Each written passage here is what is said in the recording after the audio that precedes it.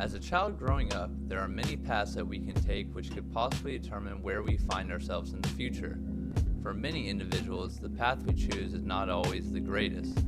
Some may find themselves engaged in a life of crime, living in unsuitable situations, and in many cases, working in a career that they can't stand. You see, sports are like a highway system, an ongoing infrastructure with plenty of exits. These exits are like a metaphor for where our lives may take us. Take the right exit, and you can find yourself on a road towards a bright future, with great friends, a strong career, and ultimate happiness. However, take the wrong exit, and you're bound to live a life filled with unnecessary struggles. Now, all sports have the ability to provide our younger selves with brighter futures and better pathways. But there is one sport that stands out far more than the rest. And it doesn't involve a basketball, a tennis racket, a tennis ball. Hell, it doesn't involve any type of ball sport materials whatsoever. In fact, the sport we're here to discuss and the impact it has on its participants' lives doesn't even identify itself as a sport in the many minds absorbed in its addicting ways. No. The so-called sport I'm here to talk about is much different than the rest. This sport is called skateboarding.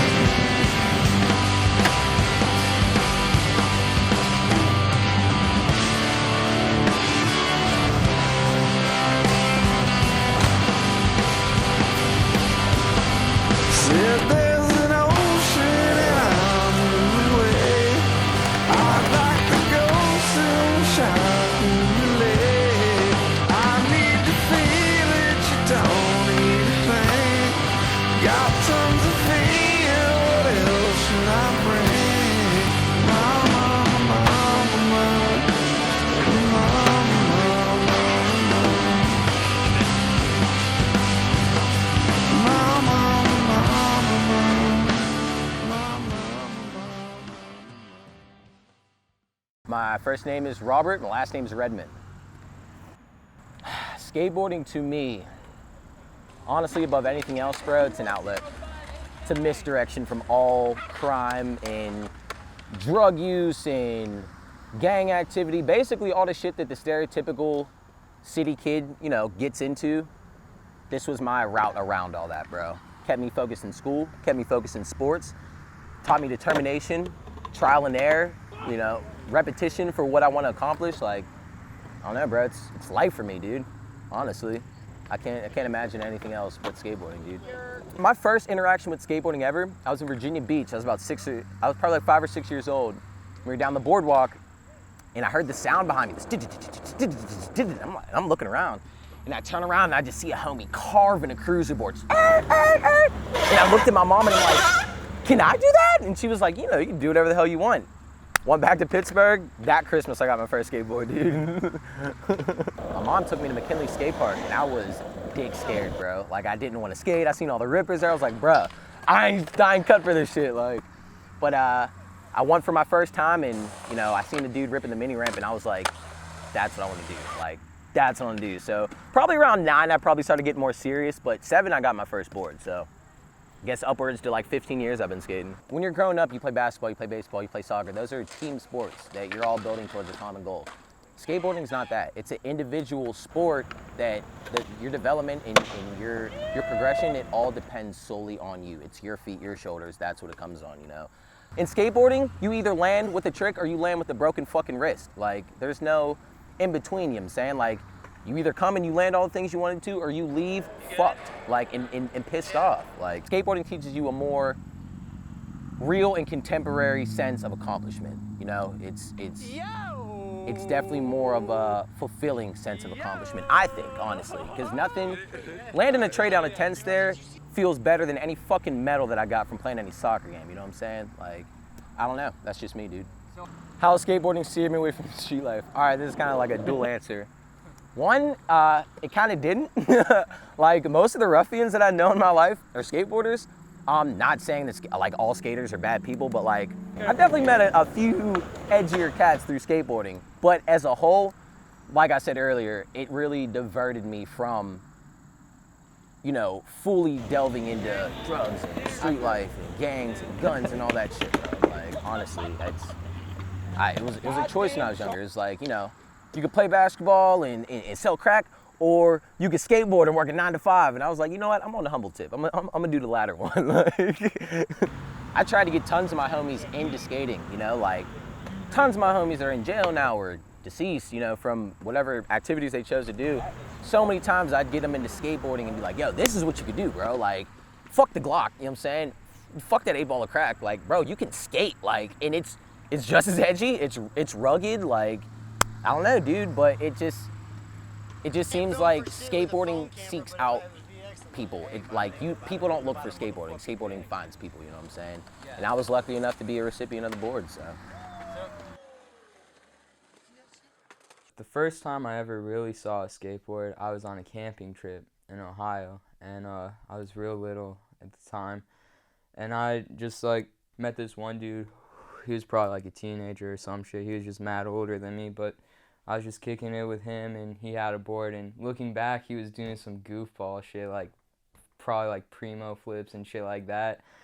But at the time, I was just like, oh shit, like that's rad, like I'm trying to skate. And then that's when I started, like I would see like contests on TV if they were ever on, and I'd be like, oh damn, like I'm really trying to like skate. It just kind of died off for a few years, and then I really got introduced to it from that one like youth pastor dude. And when they bought me a board, I was like, yo, like it's over. When I was younger, my mom was really overprotective, and so even when I was like 16 or 17, like she wouldn't let me like go on trips and shit. My friends would come to Pittsburgh, and like I would have to stay home and stuff. And so it's like it's taken me so many places, and I've met so many people. Like it's crazy to say now, like I could fly to Cali in the winter and stay like in every major city and have multiple homies there that I could stay with and stuff. Like I've been to Cali, like Chicago, New York all the time. Like you keep building connections, you know, you're out there and stuff. You meet new people, make new friends, like establish those relationships. So it's gonna take me further too. And so that's like something that really gets me excited, because I really love traveling and seeing new things and cultures and whatnot. When I started it, I didn't really hang out with that many people, so I just went there to skate. But at the end of the day, I would always find myself hanging out with just whatever group was skating at the day. So while you're skating with them, you kind of just like become a family.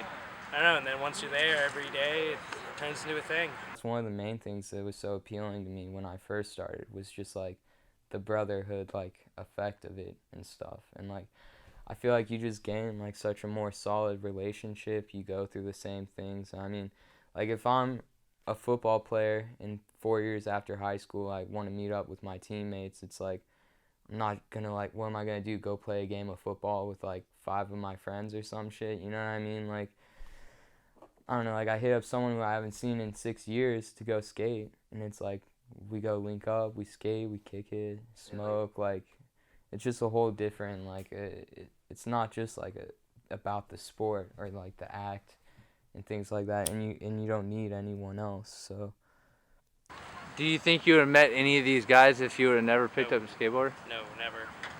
Never in a million years. No, and I'm glad that I met them, because they're like the people that I've met, the realest friends I've ever had.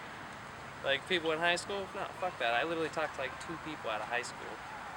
No, everyone that I've met through skating is down to earth, cool ass person you can always rely on. I don't know, dude, like it's just my life at this point, so it means like everything. Like all my friends are through skateboarding, everything I've done, like I moved out here for skateboarding, like it's just like everything I got at this point, so it means everything.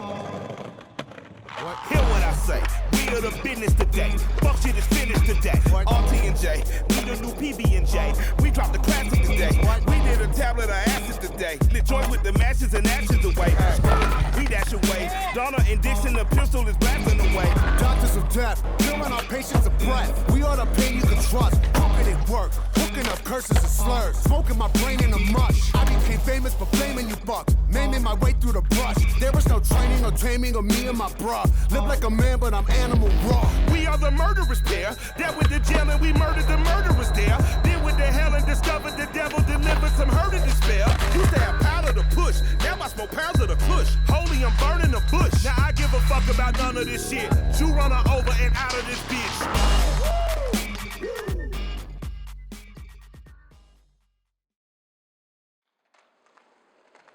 I mean, I think I was always interested in just cameras in general. Like, I remember, you know, I feel like a lot of people have memories of this, but like taking their parents' VHS recorder or something. And, you know, I loved being filmed, but I also loved filming as well. So I liked being behind the camera, especially, and I feel like skateboarding brought that first connection. And so the skateboarding and photography were always kind of separate entities for me. But then I tore my ACL my senior year of high school, and then tore my ACL again, the same one, my junior year of college. So, you know, during that time I was still skating all the time and skiing, but after that second one, that kind of like, I couldn't skate like I used to be able to. So I guess I was just kind of lost, didn't have, just didn't know what to do with my free time, you know? And that just forced me to pick up the camera more. But at that time, I was still around skateboarding so much, you know, and it just, I guess, kind of naturally brought them together. But, I mean, once they came together, it was just, it was so sick. Like, the first time shooting skateboarding was like, oh, shit, this is exactly what I want to be doing with my time, especially if I can't skate, you know? Which it's funny because it was always, even then it was probably secondary to skating, but now I'd rather shoot a photo than skate. I don't clearly see any path that it could go, but I do feel like I'm picking up skills along the way by caring a lot about quality and like learning certain things to take my own skate photography to a better quality that apply to other things. So I know that just the more if I just continue learning, the more I learn, the more I can apply it somewhere else. And I'm sure something will be obvious, like a move will be obvious eventually. But for now, I'm just trying to get better.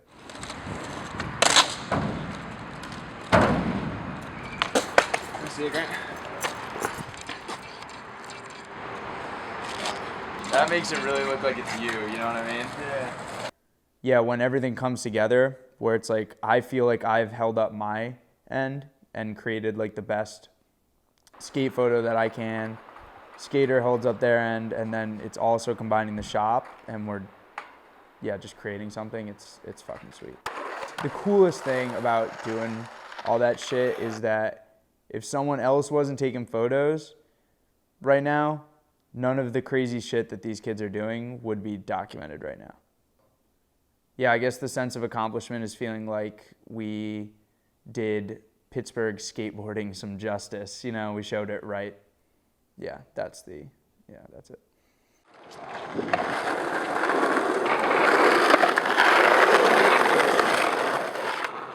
I think skateboarding, if I were to try to whittle it down to one word, could generally mean community. Obviously, skateboarding means a lot to me because the skate industry is very hard to make money out of, and I've been at this for a long time. So I'm in this skateboard shop, plank board shop, and then I have a second job caring for the intellectually disabled.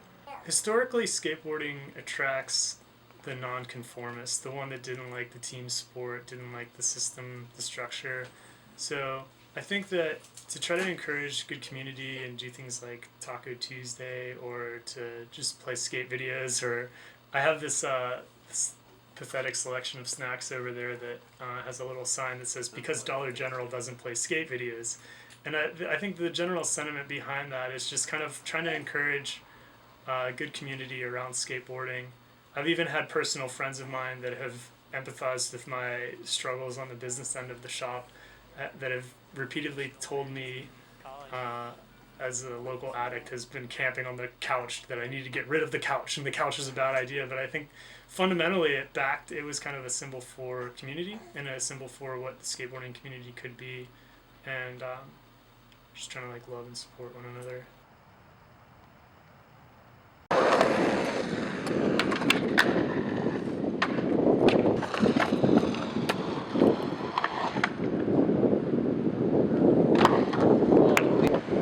So what do you think about Plank Eye pitching in and doing all the work that they did to get this park for Bellevue?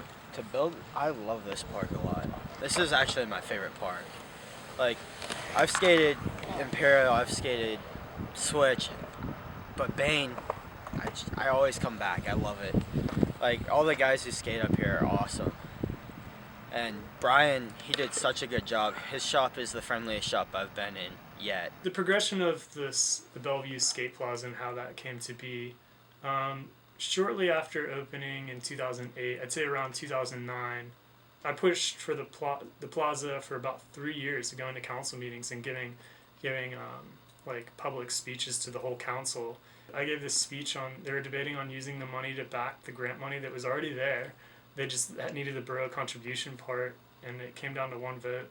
And yeah, I gave this because they were debating on fixing potholes or putting in like $250,000 skate plaza. That's how like it's oh man. And I kind of gave this speech. I was like, you're either going to be like dodging potholes or heroin needles in the streets, like one of the two, because it was just really bad. You know, you had a lot of people up there. It's like if you were an adult and you were unemployed and you're walking through a public park that had the shell of what a public park should be, what sort of person are you going to be? And then if you're a young kid that your parents are banking on the community raising their child and they're just kind of running around, you had like really seedy adult and young kid brushing up against each other like day in and day out. And the plaza and its influence, if you go up there now, I think you wouldn't see someone nodding off as easily on a park bench. I'm not saying it doesn't go on. I'm not saying it's fixed like the opioid crisis but I think that it's, as a kid walking through that park now, you could see a bunch of adults really trying to like progress at skateboarding and having a great time, and kids. And you could choose to either start to get into that, or you could choose to go back to walking the streets. What do you think the skate scene would be like in Bellevue if it wasn't for Plank Eye? Oh, it'd be just like everywhere else. It'd be garbage. You'd have a bunch of kids shredding up everything, getting kicked out, causing unrest in the community, and you'd be forced downtown. Essentially, I mean, the kids don't have a place to go. We're gonna do it anyways. I think that anytime you have that basic structure in life where it's a blatant success or fail, you're going to try a bunch, you're going to implement discipline, you're going to do what it's going to take for you to get to that, doing that trick or not. That skill set of just like, have I succeeded, have I failed, have I put in the time to learn it, have I put in the work, you know, that benefits kids for the rest of their lives. It's pretty hard to be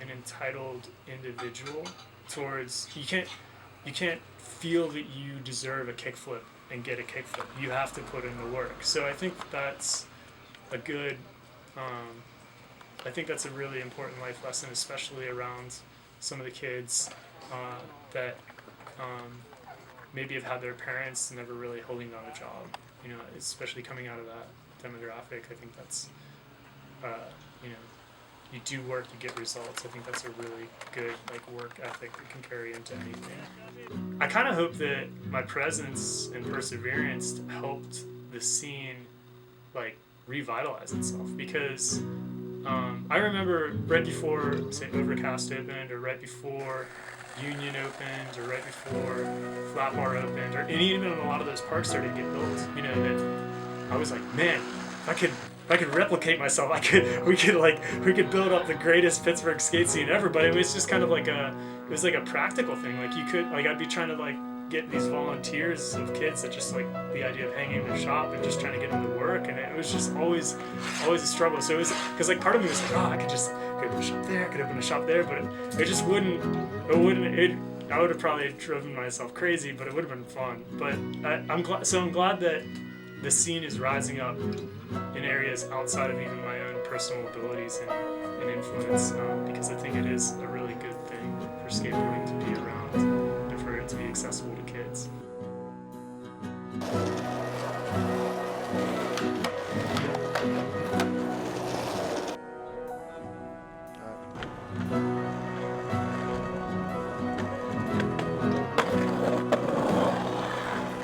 Yeah, I have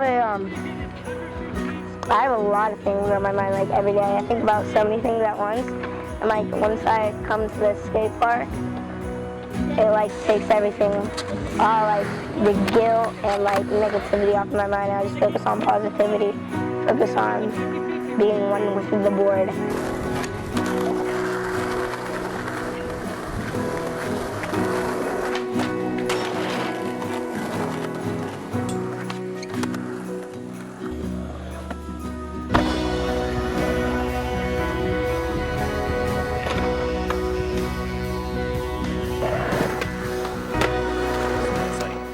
Going through obstacles in life, but like you can go over obstacles with skateboarding. That hopefully will help you show that there's like a better way to get around things than what you're thinking. Maybe it'll show you different paths. You know what I mean? Like skateboarding can take you anywhere, so you just gotta keep pushing.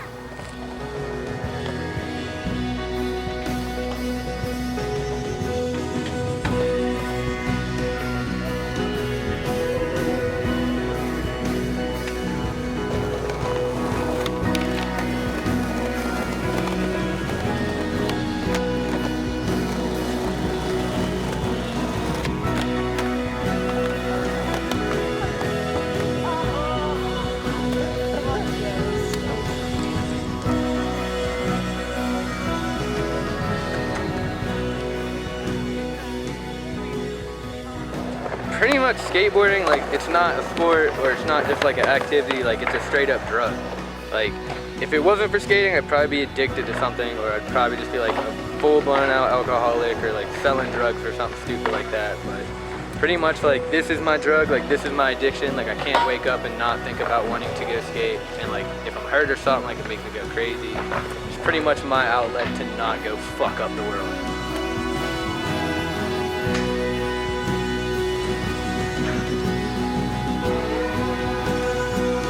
You got it.